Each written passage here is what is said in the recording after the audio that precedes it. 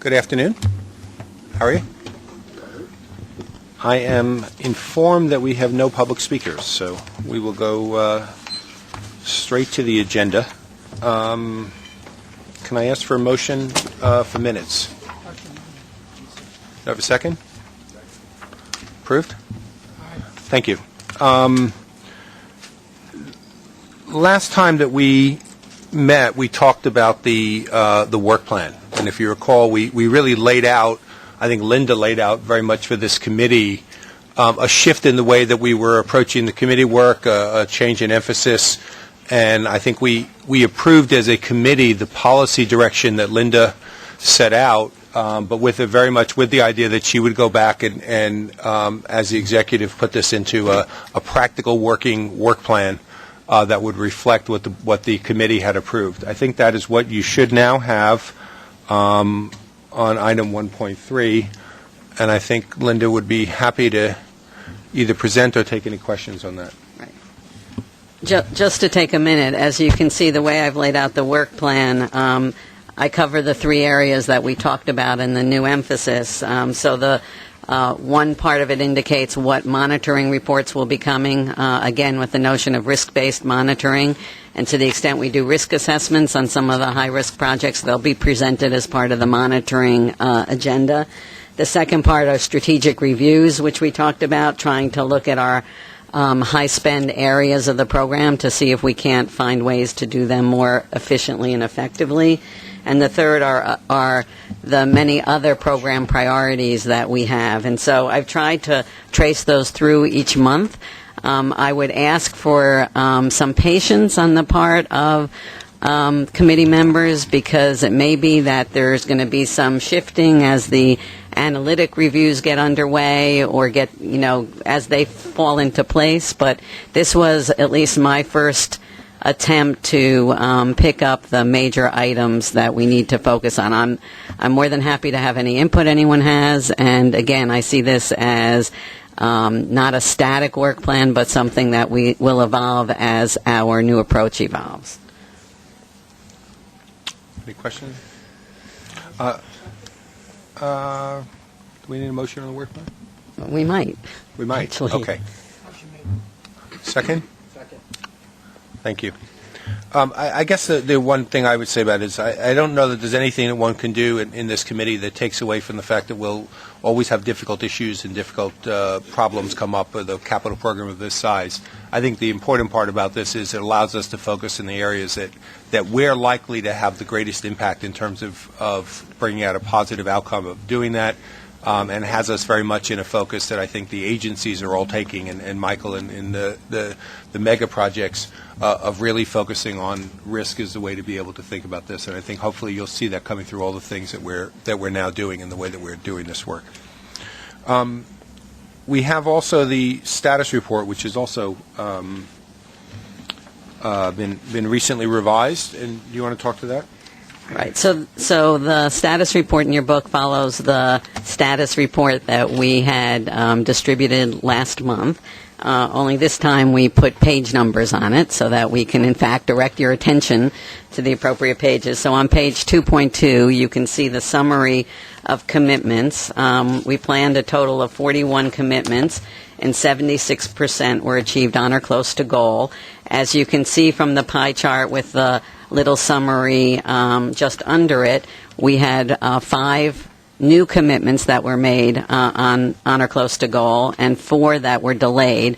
The next page of the report describes the cause of the delays, and what we have done is highlighted titles in blue that reflect new delays since the last report. You had asked in the past that we keep the historic information on the sheets and then add to it. So we've continued to do that. So in blue it talks about the Bronx Station capacity improvements, PTC rolling stock, 72nd Street cavern crossovers, and electrical upgrades, all of which are late, and we have the dates when we expect those commitments to be made.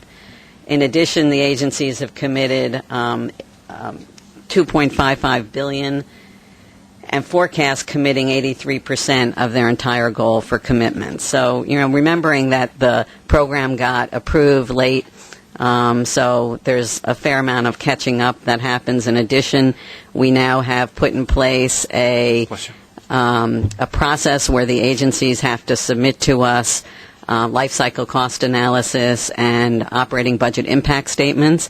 So, in fact, it's taken a little while for all of that to get in place. So, I think that, some things may move into next year, but we will succeed in committing our work.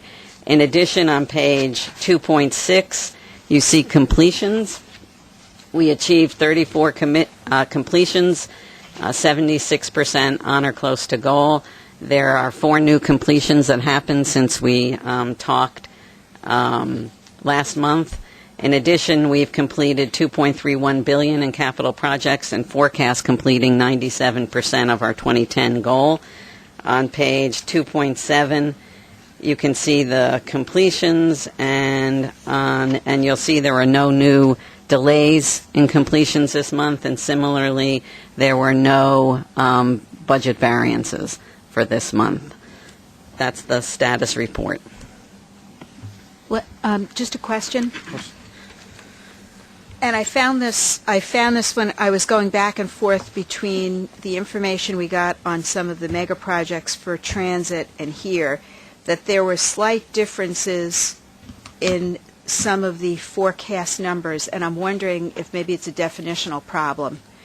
What does the word goal and forecast mean? Is this budget versus actual bid? Is this budget versus what we think it's actually going to cost at completion? What are these terms? Because they're not consistent from place to place, and it's confusing the heck out of me. Yeah, that's a fair question. Actual should be the actual award amount and the current actual budget as we see it in the project reports. And I don't know why there would be discrepancies. It's something that I'd have to look into, Doreen. There shouldn't be discrepancies, and we will look into it and figure it out. I think the committee should be getting the same numbers. So we will define it and make them consistent. And can you just once again walk me through what the year-to-date agency breakdown on page 2 means, and what it means if it means the same thing on page 6? Does that mean plus 2 months or plus 2? No, it means prior month variance. So since the last month when we reported, New York City Transit has made 2 additional commitments on or close to schedule. Long Island Railroad has stayed the same. Nothing new has transpired in the month. Metro North had 2 new commitments on or close to schedule, and they had 2 that were delays, and those are talked about, the Bronx Station and the PTC delays. So that's how it reads in each case. It's as compared to the month previously. You probably don't need to repeat red and green in here since it's at the top. That's true. No, that's why we repeat it. That's why we repeat it for black and white books. We have color in black and white, but should we go to all black and white to save money? I think largely we provide the board with the color versions, and Okay, we're special. yes, you are. It's a great opportunity actually to remind that we did actually change our process last year, and we stopped mailing out literally hundreds of books at a cost. I think we're saving something like $100,000 as a result of doing that, and people are getting it off the web, which is perfectly fine. So we're now down to a small number of printed books. Okay. Any other questions on this? Obviously, as we approach year end, it's easier to look to what our progress has been during the year. I hope that this format now will actually give us the clarity to be able to do it, assuming we can work out some of the definitional things that Doreen mentions. But I really do hope that we can have a way that we can look at this, get a clear snapshot of what's going on, and frankly, I think for all of us, and I'll say this myself, be able to internalize what our progress really is in the capital program. We see lots and lots of pages of things and lots of numbers. I think it's important for all of us to really be able to look at this and have a good feel for what we think is really happening with this right now. CPOC charter. by our standing orders, we review our charters once a year, right? Correct. And so we've been asked to, and I believe all of the operating agencies, if they're not seeing the charters this month, you'll be seeing them next month. The goal was to try and get revisions before the committees this month. Basically, what we've done with the charter is just enhanced it to include some of the direction that we are now taking. So we have in here evaluating management to improve efficiencies and effectiveness. We just broadened the scope. We continued the previous scope, much of which is drawn from the CPOC enabling legislation. So we kept those items, and we then just added some additional ones. And the changes are highlighted in blue. Questions? I think we do need to vote on this one, right? I think you do. Okay. Do I have a second? Second. In favor? Thank you. Before I was remiss at the beginning in not pointing out to you, if you looked at the October book, there were some other items that were there that just reflect some of the effort to help manage the program. So at your table, there's a management milestone report. This was put together by Capital Program Management, Steve Barang's group, with the agencies. And it's a quick way of looking to understand what deliverables, either in terms of new awards or completions, when they're expected. It's our way, it will be our way of tracking in a more visual format the 10 to 14 program. We're putting it online. It's going to be a companion piece, if you will, to the dashboard. The dates match the dashboard. You'll see when things are moving out, but it's a nice way of, in one place, seeing what work is coming when. So I was remiss for not having pointed that out earlier. This one's well worth flipping through, actually. I found this this format and the way of doing it to be extremely helpful. And again, I think part of it is just what are the ways you can wrap your arms around the magnitude of the number of things that are going on. And this, I think, both by breaking it down into program areas and by giving you that visual representation, perhaps particularly for the New York City Transit Program, which is so immense, at least created for me a way of being able to see some of that. The timeline in here is great. It also gave me a nice way of being able to ask Fred about some of the station renovations that I was particularly keen to find out about, so which we'll talk more about in a moment. Okay. Michael, MWBE. Thanks, Jay. We wanted to look at how we are doing in every 3 quarters. And if you look at the first silo in quarter number 1, there were DB inclusion of 16.3%. We also wanted to look at the second silo to see whether or not there were any M&WB firms who worked on our FTA-funded projects. And the first quarter was none. If you look at the second quarter, we achieved 13.9% of DBE, and there were $16 million that were awarded to state-certified MBE firms during that quarter. The third quarter, we are only achieving 8.8% because there was a large project that was awarded that dealt with underground tunneling work where there is a scarcity of DBE firms who are working. And so basically, in that quarter, we only achieved 8.8%, and on the MWBE side, it was a contract for $400,000. So we are giving our large contractors, our prime contractors, the ability, once they go through the best faith effort and goal waiver process, we are asking them to make up that with using state-certified MBE firms, because at the end of the day, we are evaluated on our MW and DBE efforts.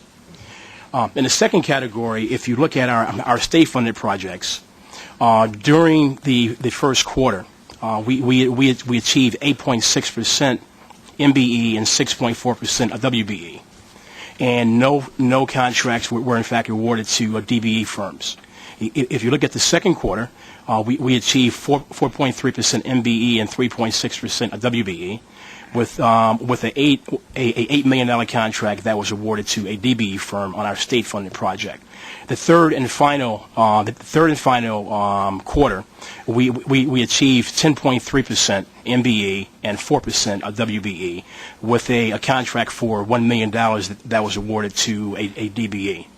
Now, I have been working with Ron and ACE to basically to include our office in the final evaluation process for contractors who historically don't take our goals seriously. And so we are now getting involved in the final evaluation process, and I think that will go a very, very long way in sending a strong message to our contractors that we're very seriously of not only establishing goals but also ensuring that those goals are achieved. We are willing to work with all of our contractors and in fact identifying firms in the marketplace that they would like to use as they subcontract out their projects. To me, basically, a good faith effort is simply more than a contractor sending out 100 letters and then getting 0 responses back and saying, well, listen, we can't find any firms, so let's waive the goal. A great effort is to work with us so we can assist you in the marketplace and bringing firms in that have the right resources so we can achieve our goals. So it should be a partnership. Also, on an update on the mentor program, our first pre-bid meeting is going to be on Friday. Our first bid will be open and awarded on next month on the 18th or the 19th. Questions? Sure. Do we have, I assume we do, but I'll ask the question anyway, information on previous contracts that we have awarded to contractors and their ability to meet the WBE and MBE goals? Yes, we do. And do we use either their ability to meet those goals or their inability to meet those goals in prior contracts as a criteria in determining whether or not to give them a new contract? It has not been enforced as of yet. Well, I will tell you, the first time you enforce it, everybody will get the message. Mm-hmm.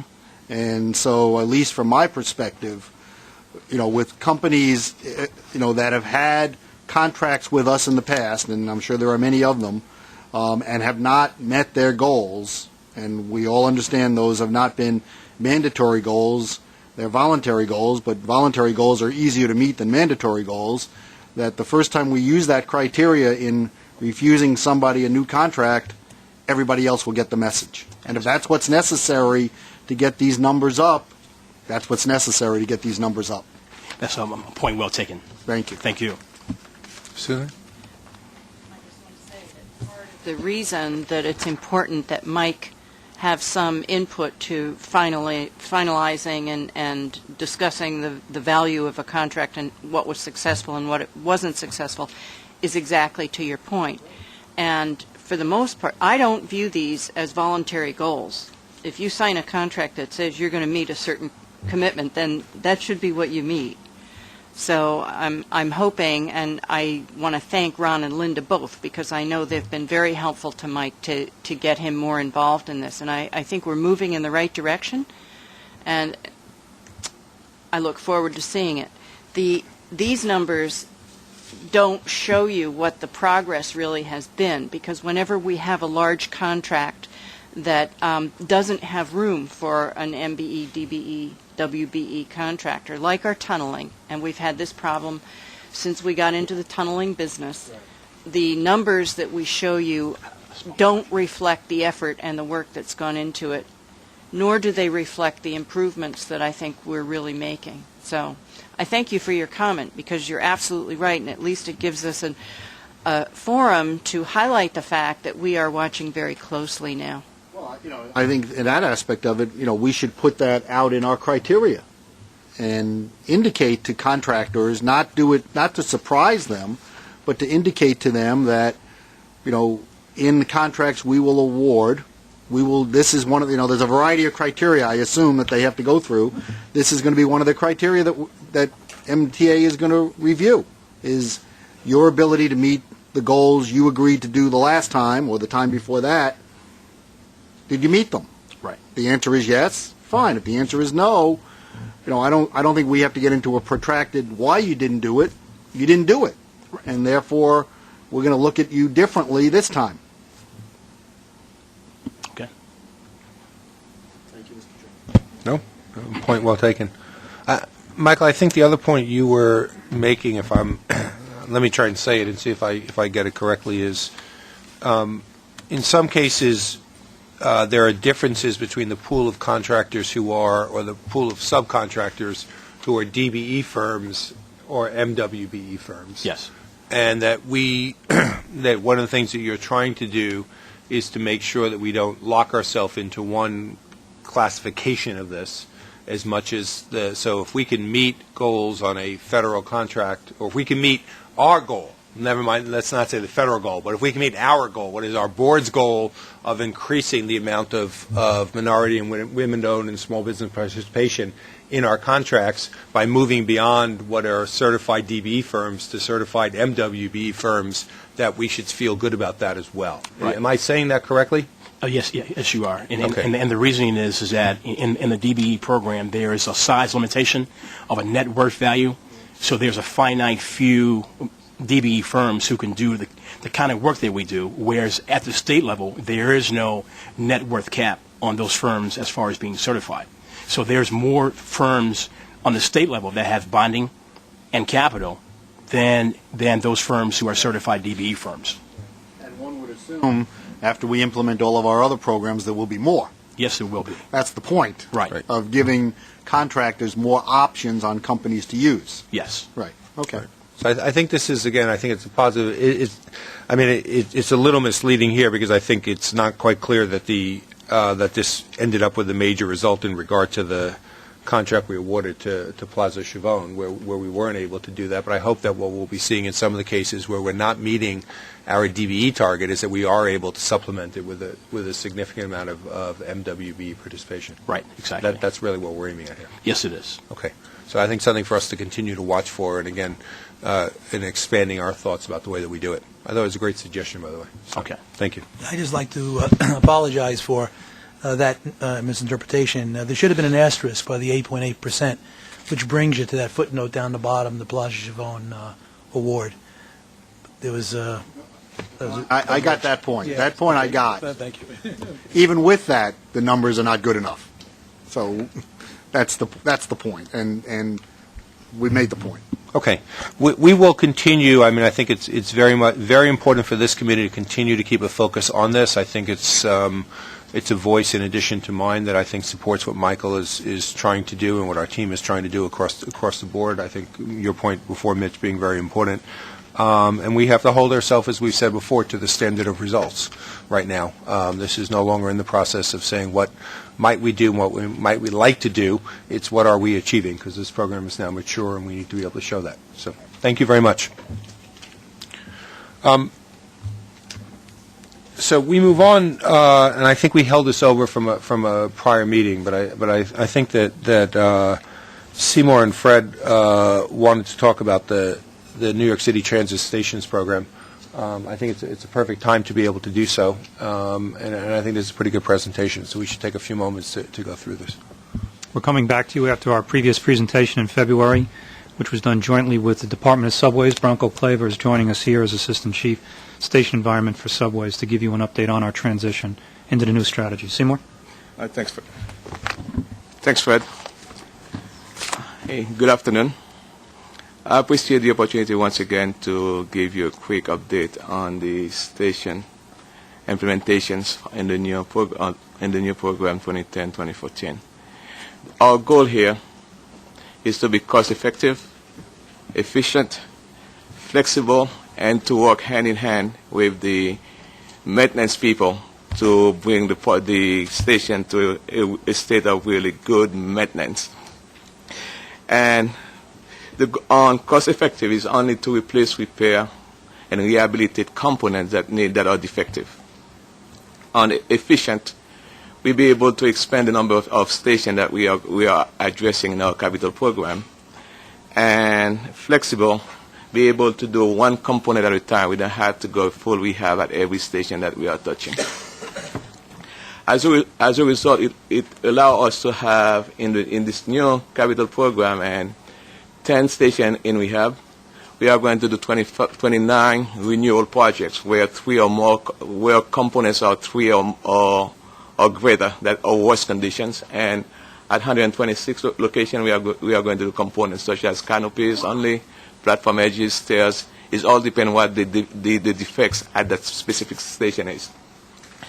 And what a statement I would like to make is that for the first time in our program, we are doing 163 stations, some type of work at 163 stations. In the previous program, we only do, as an average, like 50 to 60 stations because we are doing full rehab. But in this, I want to bring to your attention, at this time we are doing design or scope or master planning at 163 stations. And on the Sea Beach line, we have 9 stations that we are going to do full rehab. However, we schedule a field trip to go back and look at the scope and at the construction phasing of the project in order for us to reduce the budget. And to keep pace with the ADA part commitment that we have made of having 200 key stations done by 2020. In this current capital program, we are designing for 7 ADA stations, which will be awarded in 2011 and 2012.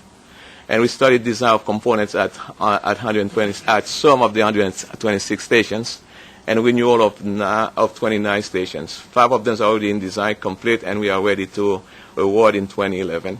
And the remaining of the 29 will be awarded in either 2012 and 2013-14 program.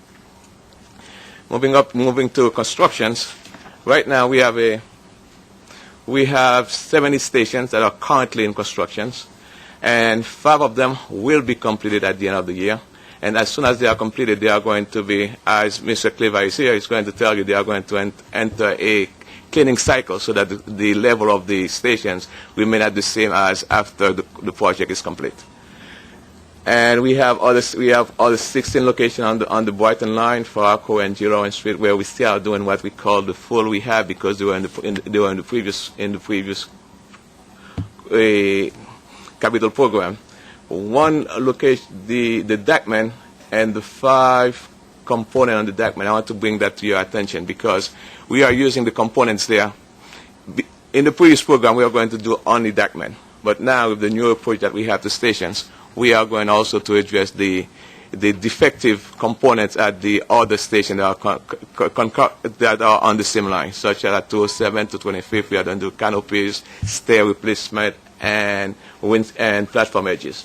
The philosophy being that if you're shutting down a line, you might as well do as much as you can, correct? That's correct. On top of that, too, if our philosophy at the beginning was, well, we are closing a line, let's do a station we have.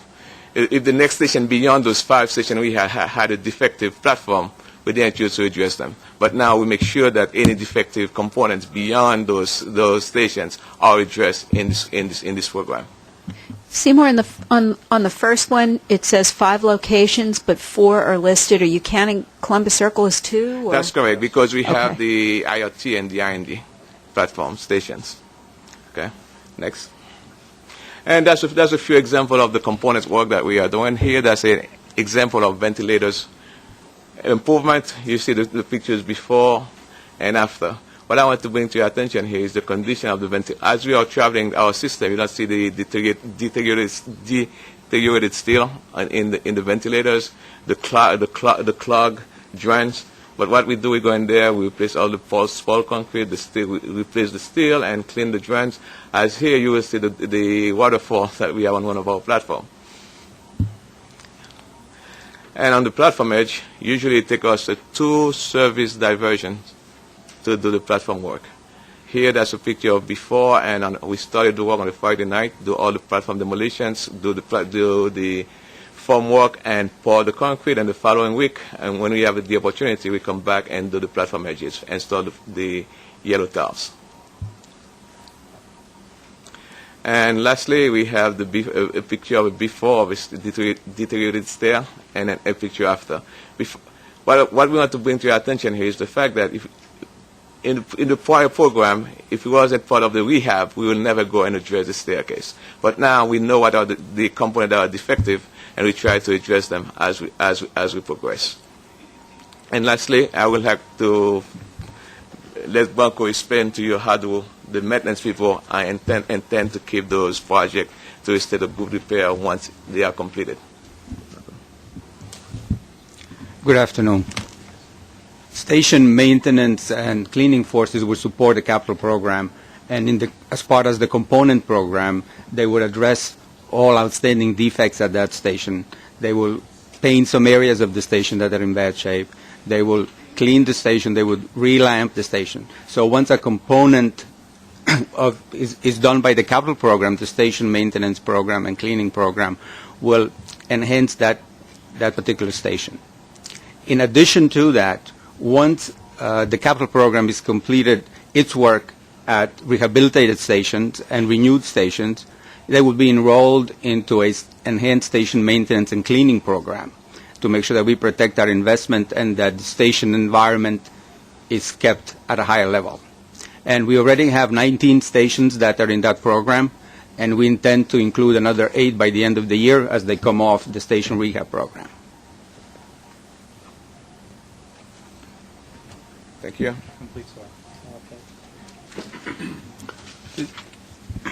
This last point, which I would stop there for a moment. Tom and I have been talking about the success of the investments that we made in our car fleet. And the success of the investments that we made in the car fleet was certainly due to the capital investments that we made there, but also was due to the creation of an SMS program, a scheduled maintenance program that we have rigorously stayed with over a period of time. Now, we made some changes. We try and do it more efficiently and effectively, but we very much invested in having an SMS program so that we from the first days we got the new cars back in the early 1980s, we kept them in that way. Unfortunately, we never had a program that went along stations in quite the same way. We made investments of stations. We never had a program that actually recognized then that these stations needed to go into an upgraded maintenance cycle, that we had to have a way of being able to do that. And in many cases, and unfortunately in many cases, they have gone through now a slow period of decay. And we see that. Anyone who walks through Grand Central, Penn Station, can't miss that. These are stations that were done in the early part of the capital program. They were done because they were usually important stations to do right away, but we didn't have a program to really be able to maintain them in the way that we intended to be able to do that. I think what Branko is talked about now, which we've been piloting at 19 stations, learning from in some cases. Some of them have gone better than others. I won't say everything's been perfect with it, but I think we've been learning a lot from doing it, is now our attempt to be able to say, as stations come off the assembly line, so to speak, as we brought things into that type of program, we have to have a way of being able to do this. Otherwise, we're chasing our tail. Now, that's going to be particularly difficult to protect in a constrained operating environment. But one of the points I'd make here is that we need to do that, right? That we have for years and years protected the car fleet in that way because we recognize how important it was to do for cars, and yet we lost it along the way in some of our stations work. Even getting to the point that we haven't had a station painting program for long periods of time in the way that we're doing, and not any site, not a question of extending. We haven't had any painting program for long periods of time. This is absolutely essential to do it. I think it should be part of what we continue to discuss, both here and I think probably even more importantly, Doreen, as the Transit Committee takes this and is watching this. But I would very much keep our eye on these stations that we're bringing in and make sure we're confident that we're bringing them. The 8 new stations that we're bringing into this program, that we are keeping them at the kind of level and the kind of performance that we really want to see from them. How does this get policed? You could go to any one of a number of stations, and I'm thinking about the state of decrepitude of 53rd and Madison. How frequently does someone go in there and notice that there's something amiss? Maybe it's tiles that are missing, or maybe it's a particularly large peel of paint hanging down from the ceiling, or lights that are out. Who checks this, and who makes sure that the problem is jumped on? We have established a new quality assurance group, and who will be spearheading that effort. But we also have our everyday staff that's out in the field who is going to be inspecting and reporting all of those things. And they're going to be entered, or they are already entered into a database from which we will assign station maintenance and cleaning staff to go address those issues. Of course, there is a big effort to do that, and we have to prioritize which ones we're going to do first. Well, I'm going to get email addresses because I want to be like Jay. When I see something, I want to know who to go to, and I don't want to pile it all on Tom's shoulder. So I'm getting your email address after this is So over. if I could just follow up on Doreen's question, how many people are going around looking at these conditions in all 468 stations? We have all of our supervision. There is about 120 people at least that go out there on a daily basis to look at these different stations and report on their condition. I need to jump because I want to be clear about what I think we're talking about here. We have two different problems here. We have 468 stations at which we need to understand the conditions and what's going on in 468 stations. But I think you also have a problem of you got to start somewhere. You have to be able someplace to be able to say we're going to bring some things up to a different level, we're going to maintain them in that way, and we're going to be watching them with frankly, a different set of eyes. Because I think the set of eyes we have around our 468 stations is sometimes a jaded set of eyes. We accept certain conditions in our stations because they become the norm in some ways. And I think what we're talking about here is really about taking this a new way of looking at this. And then again, much like we did, and I hate to use it, I hope it's the right analogy, Tom, you correct me if I'm wrong, but much like we did back in the early 1980s when we were getting rid of graffiti, when we were putting the program in, we did that first with the cars that we brought online as the brand new cars that were going. We didn't get rid of graffiti everywhere at once. We weren't able to focus everywhere across the place, but we did focus from the new investments that we were making. If we can do what we talked about here, we will only have 27 stations out of 468, I guess, that will be in this program by next year. But that's 27 more than we had a year ago. And I think it gives us, it's the learning process, it's our way of being able to think about that, and it's also our recognition of what it's really going to take to keep our stations in this good repair, right? Because in some cases, and I think, again, Brian, correct me if I'm wrong, I don't know that we knew. I don't know that we had tried, and I don't know that we knew what it was going to take in terms of maintenance and cleaning to keep some of these stations in the type of condition that we really wanted them to stay in. We've learned a lot by going through the process that's taking place right now. One of the previous meetings, and I think it was transit, we were told about a new way of looking at stations, and that things were going to be broken down into categories 1 through 4, and the ones that were categories 3 and 4 were going to be addressed in a obviously a timely fashion before they got really terrible. That's still continuing, correct? Those are the components Right. that we have done in 2007, 2008. And that's looked at on how frequent a basis?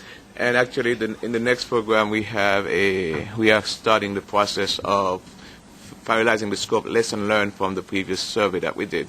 And we are going to issue a new contract to 3 or 4 consultants to expedite the process. Right now, we have budget allocated for the survey to start in 2013. So that starts in 2013. But the scope is starting now. We are discussing it, but the fund is allocated to start the survey in 2013.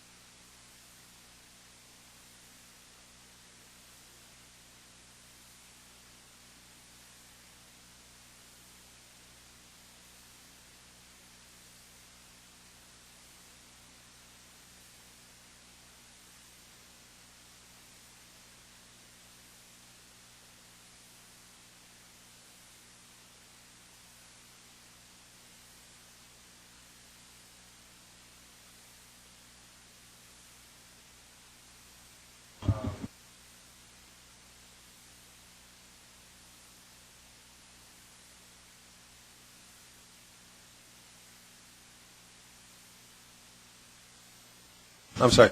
There are plaques on the wall. It's very clear the capital investments were completed 6-7 years ago.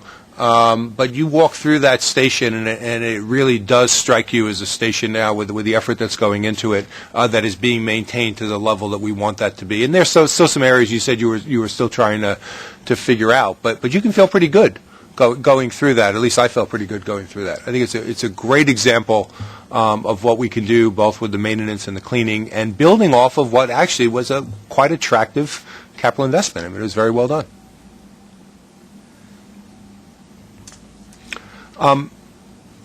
We have also the independent engineer in terms of what we're doing in this area. Quick report. Good afternoon.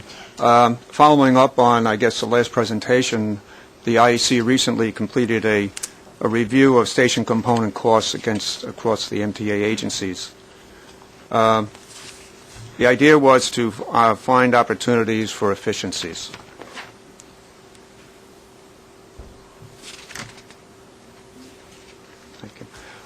This chart just shows the background, the number of stations at each agency they're responsible for, and the planned funding in the 2010 to 2014 capital program for station investments.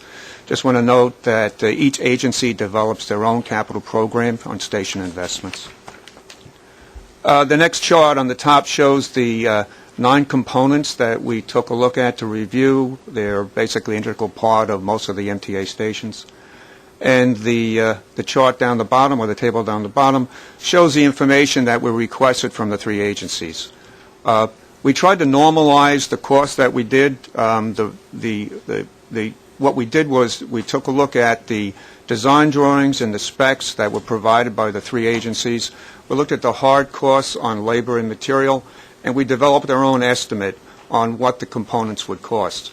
That tried to normalize it and make an apples-to-apples comparison, a platform that we could review.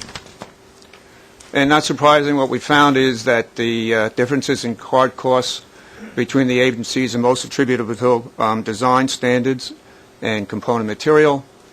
The majority of the component costs vary across the agencies within a range of 10 to 20%. The 3 agencies employ different asset management condition ratings. In fact, the most detailed rating is New York City Transit than the other 2 agencies. The agencies also apply different useful life for the various components, and that can vary between 5 and 20 years for an individual component on a useful life basis. Also, track access was a significant cost driver, as you might expect. This led us some direct recommendations, which is really to move towards a common best practice approach. In doing that, we're recommending to establish a Station Standards Committee, MTA-wide. They would take a look at and establish uniform station design guidelines, develop a uniform agency-wide asset management system. They'd also evaluate the variables that drive costs, such as means and methods. And they'd also do an outreach to take a look at cost-effective design and solutions and delivery methods, best practices, and so forth that are used at other agencies. A couple examples of current differences. The first one is station lighting. We looked at station lighting. The big driver here in the cost is Metro North and Long Island Railroad underneath the canopy use more expensive lighting than New York City Transit. New York City Transit uses fluorescent, less expensive lighting, which drives down the costs.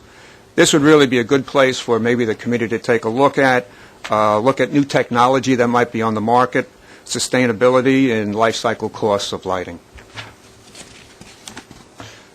Another one, we took a look at shelter sheds. On the right-hand side, that's Long Island Railroad. It's a freestanding shelter shed with its own roof. On the left-hand side, you can see the design differences with Metro North. The shelter shed is tucked underneath the canopy. Not only that, but the Metro North shelter shed has a little more amenities than the Long Island Railroad. It has lighting, the PA system, operable doors, and heating. And lastly, what we took a look at or want to show an example of is metal stairs. Here again, the center photograph is Metro North. They have a full canopy leading up to the stairs with glass enclosure. Left-hand side is New York City Transit with a full canopy. And on the right-hand side is the Long Island Railroad, which does not have a canopy covering the staircase. I hope we're not going to that standard. No. Okay. This is the kind of inconsistency that the Station Standards Committee will explore and work to eliminate while adding value MTA-wide.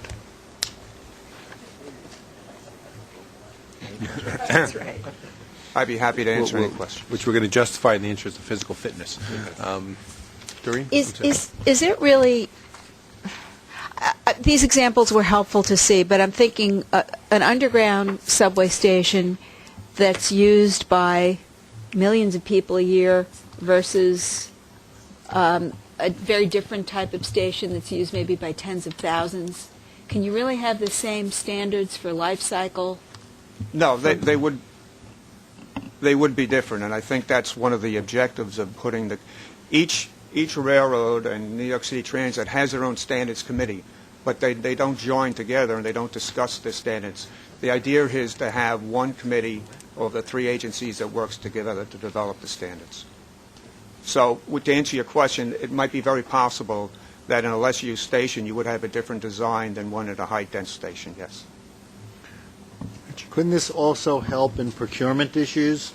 Yes. One would assume, and I don't want to say it, lights are lights, but if you're going to have the same standard of lights in all three agencies, one would assume that a lighting contract would be larger and therefore MTA would get a better price. Same thing with stairs, same thing with sheds. Correct. Now, we understand there's some flexibility to have to be allowed because of the number of people who use the station. I agree with Doreen, but obviously in lots of stations, the type of equipment which can be used there can be the same. Yes. We found we took a look at something as simple as platform railing. New York City Transit uses stainless steel. New Long Island Railroad uses aluminum. And Metro North uses galvanized steel. So there's no reason that maybe going forward that three agencies couldn't get together with a common design and a common material which would drive down the costs. Because, the one thing about the amenities in the Long Island Railroad sheds, it's not comparing it to some, it's comparing it to zero. Because there are no amenities at all in the Long Island Railroad sheds, which is significantly different than the Metro North sheds. And, I think it's something, and there you have two railroads that I would assume in almost all stations have about the same number of people, except, in certain cases. And those would be situations where clearly we could do something together to make the standards the same. Yeah, and again, I think the other point that they're making is if you look at the other part of that, the price per square foot for the Metro North shed was actually lower than the price per square foot for the Long Island Railroad shed. Right. So I think there may be other reasons for that. I don't think the point was being taken to say that it's just you flat out look at that. But I think this point about saying are we adopting our best practices in all places is a well-placed point. I think it's also the case that we do, as Doreen said, have very different agencies with very different utilization, and we may have some differences that make some sense. We should accept that. Mark, I'm sorry. Just as Mitch was saying, Long Island Railroad isn't consistent with itself. A lot of platforms have no shed. And to compare the cost and specs for a Metro North shed under any shelter under an existing canopy to a Long Island Railroad shelter where there's no existing canopy doesn't make a whole lot of sense. And I guess it's not clear to me that you necessarily require a shed on every platform, but maybe that's something that could be thought about, the criteria and trying to be consistent between Metro North and Long Island Railroad. The other thing that bothers me is, you can specify the same kind of steel railing on every application system-wide in the MTA, and I suspect that at a certain point what you've done is to limit yourself to one bidder on the particular product, so that, as a rational matter, you may get to a point of, your specs are consistent across the system. It's marvelous, but if you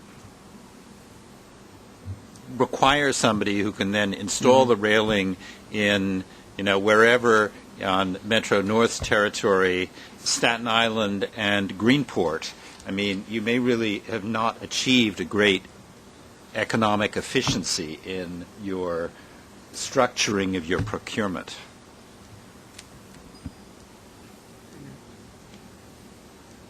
Okay. Thank you. I'd like to, if I could, just in the interest of time, suggest that we actually go on to the capital construction company, because I think Michael has an update on some of the larger projects that I think is useful to have here, and I'd like to give him a chance to be able to do that. Thank you very much.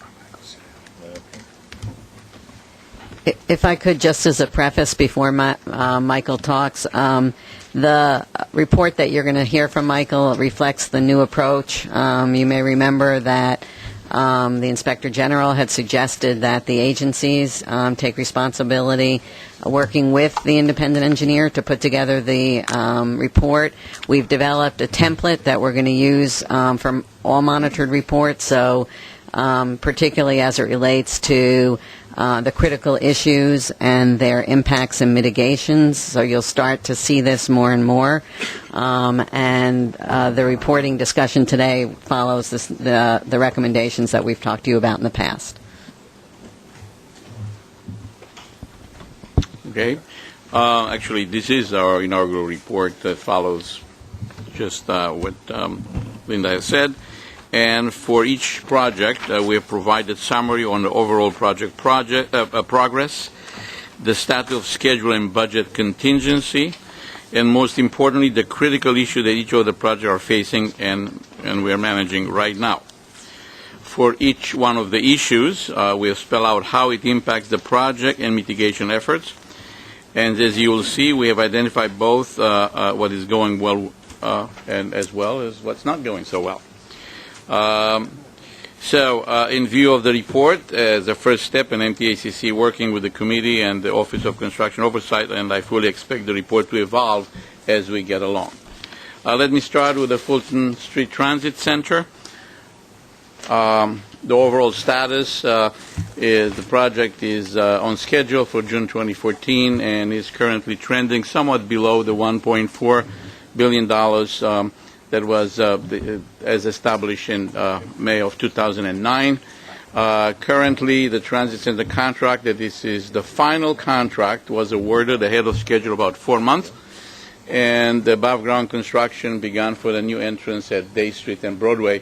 The 90 days look ahead is we're going to expect to complete the structural steel for the new Day Street and Broadway entrance, and then complete the repairs over the north wall of the Corbin building to allow us to start the construction of the Sliver building next to it.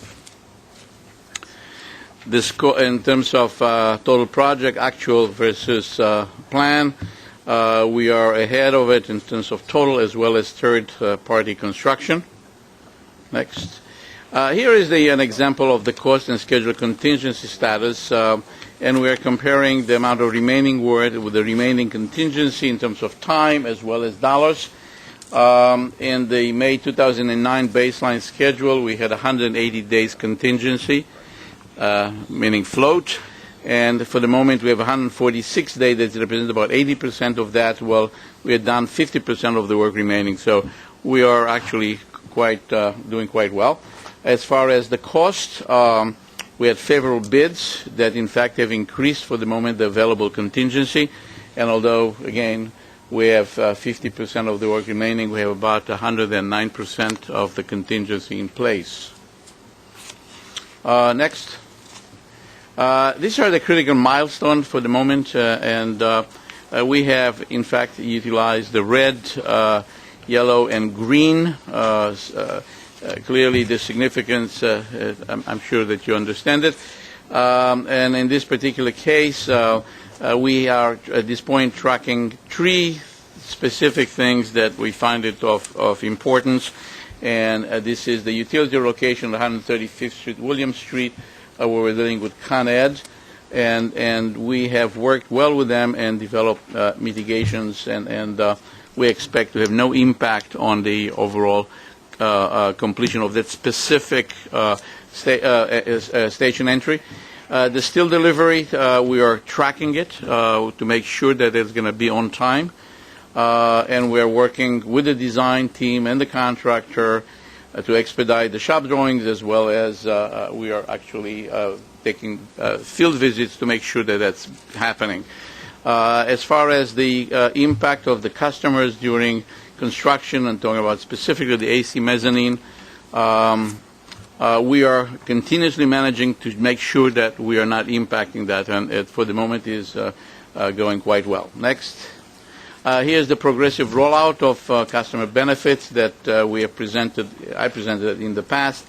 We expect the Williams Street entrance, the new Fulton AC to 4-5 connection, as well as the southbound platform of the Cortland to be delivered next year between May and September, with a large number of customer benefits to be completed in 2012. And then the opening of the mezzanine in March of 2013, and last but not least, the opening of the Transit Center building. Next.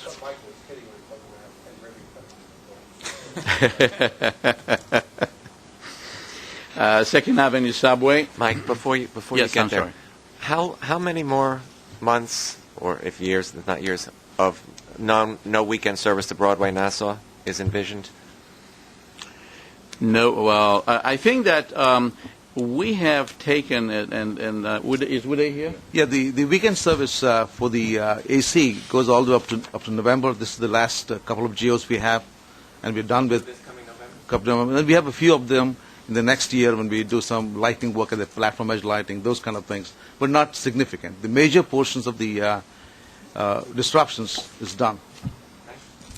In fact, one of the things that we have already completed, and I've mentioned it during the other committee meeting, that the mezzanines, we actually open up the east mezzanine. That means we just remove the central column, and by the end of the year we'll have the west as well. So that's our real important structural changes to the Second Avenue. And on Second Avenue, basically, we are on schedule to meet the December 2016 revenue service date, and we are continuously looking and implementing mitigating strategies to make sure that that date is achievable. In terms of cost, we are on budget. The tunnel boring machine is now under 78th Street. It is moving somewhat slower than we originally anticipated, as I said at the meeting, at the transit meeting. Yet the underground condition is such that we have to make sure that we're building it properly. We awarded the 77th Street cavern mining contract that is below the engineer's estimate by about $40 million, and the contract, I believe, was awarded October 1st, and we'll soon see stuff happening on the street. The 90-day look ahead, we expect to complete the final design, award the 63rd Street station upgrade, and actually I believe we have a November 7 opening of the bids. We'll advertise the 86th Street station cavern, and then the advertising of the system contract, that will be followed an RFP, as I remember that I came to the board to ask for that to be done in a different way. Next, the project in terms of third-party dollars as well as the total is slightly below our projection. And we expect that to catch up as we're moving ahead. But some of it is also have to do with the fact that some of the current contracts will receive some better bids. Next. Here is the contingency, both schedule and cost. And we had a contingency when we started of 186 days. We are currently at about 138 days. That is about the same level as our the work that we have completed. And we have, in fact, implemented, in order to come back online, some realignment of the schedule of work for the 72nd Street contract. and we're going to implement now a mitigation plan at the 86th Street Station, shaft and utility relocation in order to get the proper, we actually were able to save some time right there. Regarding the dollars, we are actually, due to the fact that we receive favorable bids at this point, we believe that we have contingency that is higher than the amount of work remaining to be done. So we are actually pretty confident that the budget is in good shape. Next. Here are some of the issues that we are looking we have to make sure that things are done properly. One is the TBM mining of the tunnel number 1. Again, the second, we are now at 78, and we're going to go to 65th Street, and we are watching it carefully. There are concerns regarding the rock quality and how well we're going to be doing. But that is really just to make sure that the contractor has his work done properly, but and minimize the breakdowns and slowdowns by providing preventive maintenance.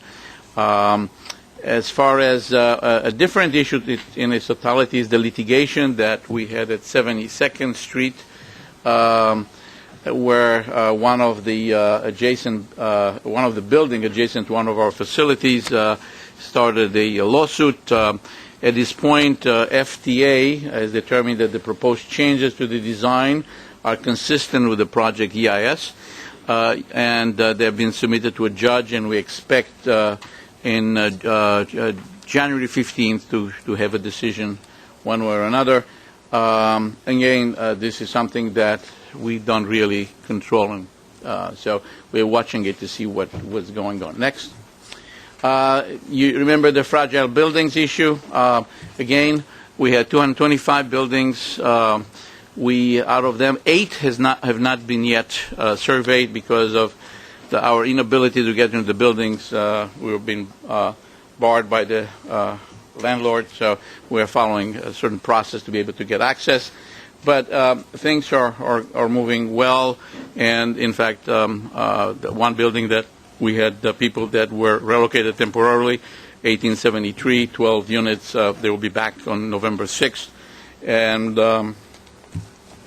things are moving in the right direction. The ground freeze plant is another thing that we are watching carefully. This is on the block between 91st and 90s, and that 92nd to actually 90s. The work is moving forward. About half of the pipes are in the ground, and we don't expect any issues there. And then again, the procurement for 63rd Street Station. I think the award is anticipated November 23rd, but we expect the bid opening earlier. Next. East Side Access. Well, East Side Access is probably one of the most complex projects engineering-wise and logistically, and this is a project that, quite frankly, we are working very hard, and to a certain degree keeps me up at night, because that's really the complexity here is overwhelming. The schedule, revenue service date, remains September 2016. The schedule is really challenging due to the interfaces that we have. And we're looking at, particularly at the Queen side, that this is an incredible feat in order to be able to thread the tunnels together with changing the various Long Island Railroad and Amtrak lines while maintaining service. So that's really something that is very critical for us.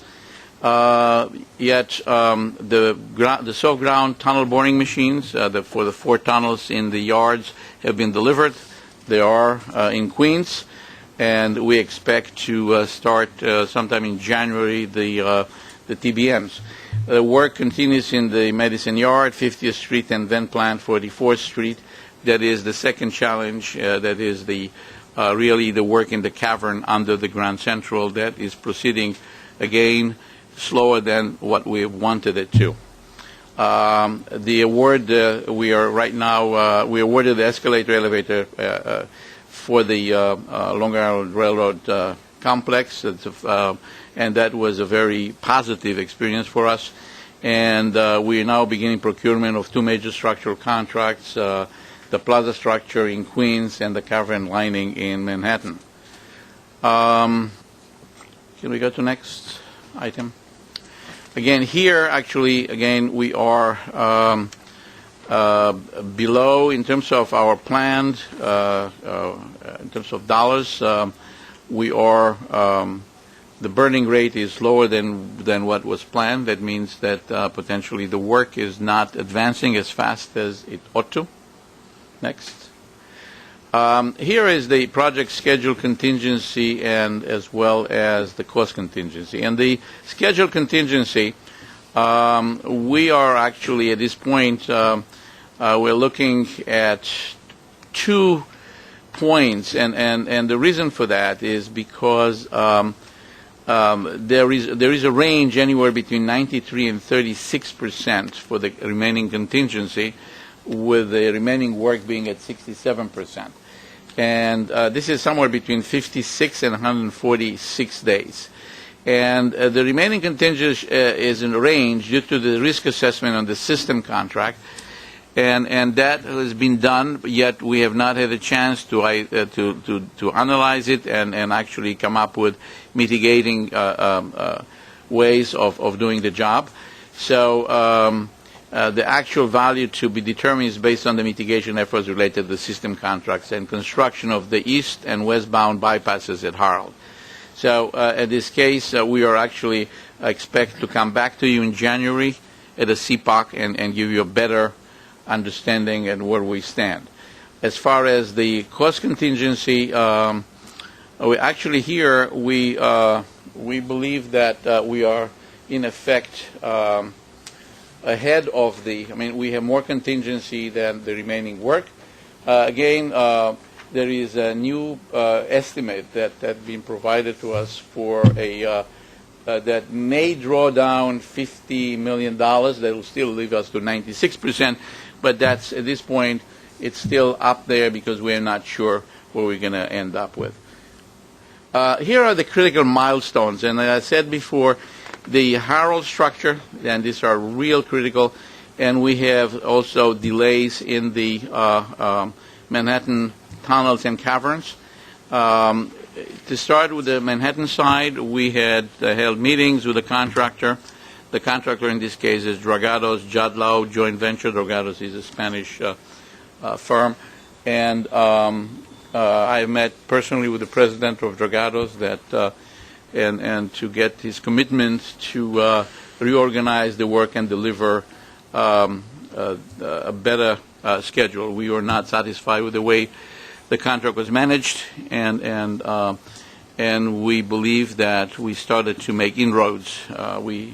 Particularly we had an issue with the amount of muck that could not be removed from the cavern that now is moving much faster at a rate that they have actually promised to do. Regarding the Harold structure part, we are looking at that, and any delays to the Queens Soft-Ground Tunnel could affect the critical path. So we looked at a variety of mitigating measures, because remember, these tunnels, there are 4 of them. 2, they're one on top of each other. 2, the other, and they go in different directions, and they're all critical for the operation. But we're doing that while the trains run above us, and that's there's no room here for mistakes. So that's we're looking at a lot of ways to make sure that we're able to deliver that, and it's a constantly changing environment, I must say. That means we are constantly moving projects around in order to mitigate things as they come around and how we can deliver that. And we're working with Amtrak, Long Island Railroad, and that's in itself actually Amtrak's. We are working actually on Amtrak's ground, so that's a very important thing. One of the things that I've said at the railroad meetings is that we're going to try to replicate to a certain degree some of the things that we're doing here will provide benefits to the railroads, particularly to the Long Island Railroad and Metro North, as we are, before we are completing the project. So I'm going to also provide you with an implementation chart as to which things we can do when that will come online that will benefit the railroads. Next. We have a variety of other issues here. Nothing is simple here. We're looking at the 55th Street vent facility, the system contracts, the Grand Center Concourse finishes. We are actually, this is the one that the Grand Central finishes is the one that I've mentioned before that may have a $50 million difference in cost. Is that the one, Alan? Yeah. And that we expect the end of November to get a final estimate. We'll see how we're doing. So, in effect, what's next? I think it's done, right? That's it. If you have any question, be glad to answer. Questions, comments?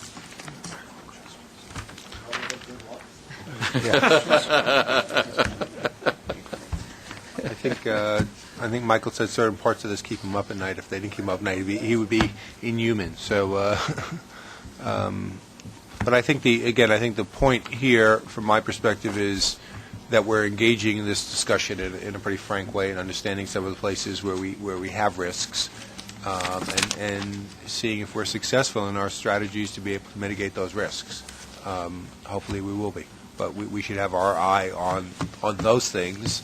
And this will form the basis of what Michael, as a starting point, will be updating the committee on. So come back to here, go back to the places where we identified risks, and make sure that we're updating the committee on our progress in achieving our mitigation strategies. I think that's the starting point to that, and then we take it from there. I just wanted to add that in line with what the IG had suggested, following each of the reports by CCC, there's what's called an IEC, a supplementary report. We worked a lot together on these reports, so I think there's largely agreement with the project, but it lays out where the IEC has additional or supplementary thoughts on what was presented. So if there are any questions on the supplementary reports, they're here to respond to those as well. Okay. We have on the agenda a short executive session. Do we still have time to be able to do that? Does that make sense? Are you okay to do the exec? Okay. So, Mark, are you going to indulge us? We're ready to begin whenever you want us to. How short? Should only be a few minutes, I hope. Okay. Thank you. I want people to get a quick update on